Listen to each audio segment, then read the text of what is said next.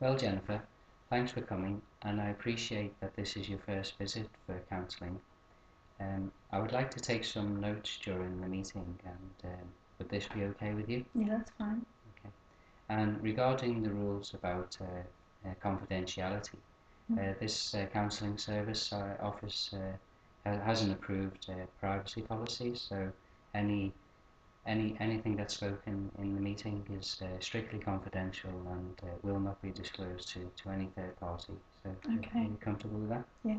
Okay.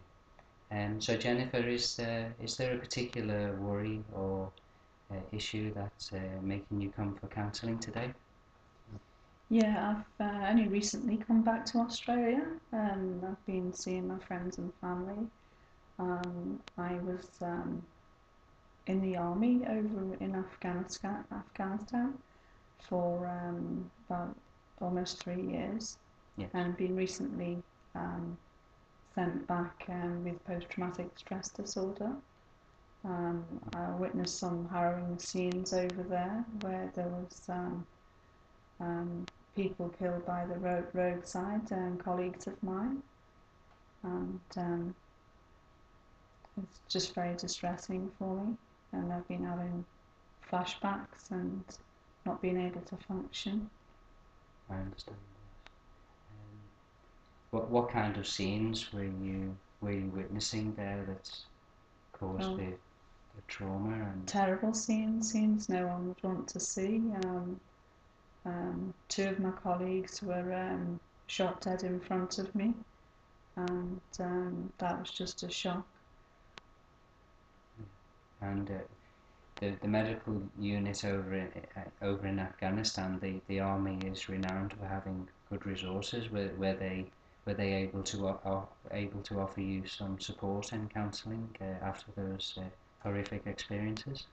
Yeah, they were very good, but the facilities they have there are only for temporary concerns, and Yes. it was realised that my problems would maybe be longer term, and since I wasn't able to function, they sent me back home to be with family and friends. They gave me some sleeping pills at first, which I guess did help for the first night or two, but it's not something I'd want to lean on long term. I understand.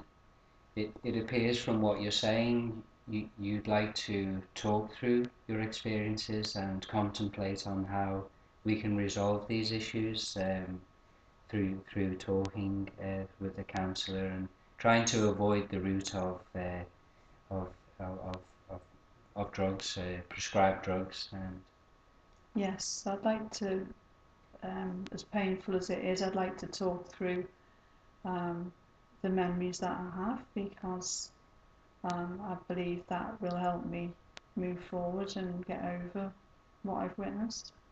yes. And uh, now that you've returned to Australia, are there any healthy activities, healthy distractions that Mm-hmm. you participate in on a weekly basis that take you sort of to a healthy place away, to help alleviate some of those symptoms and stresses? Yeah, it does both of those. It does take me away from what I've suffered, and it does help me feel better in myself. And I've been just doing some physical activities, being from the army. It's Yes, what I'm used to. yes, I So I've understand. been some mountain walking and cycling. Um, Yes. And do you have any thoughts for the future about career and what future aspirations you'd mm, like to yeah, achieve? being discharged from the army, in my physical pursuits with the cycling and so on, I've been thinking about what I might want to do next. I haven't come to any decisions yet. Yes. I'm obviously, as a counsellor, quite concerned about your current state of mind, and I would like to gain a better picture of how you're feeling today, and are there any significant events that have occurred that might be of concern? I have resorted to something I used to do when I was younger, which is cutting myself. That kind of at that time takes away the pain of not only witnessing what I saw, but being discharged from the army.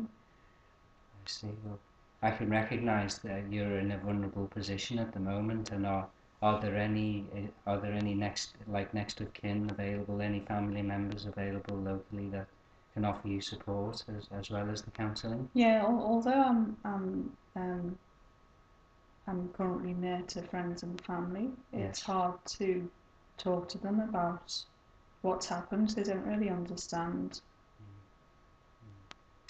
And can I just clarify that you are actually using like a sharp instrument or a knife to make your arms bleed and cut? Yeah, that's right.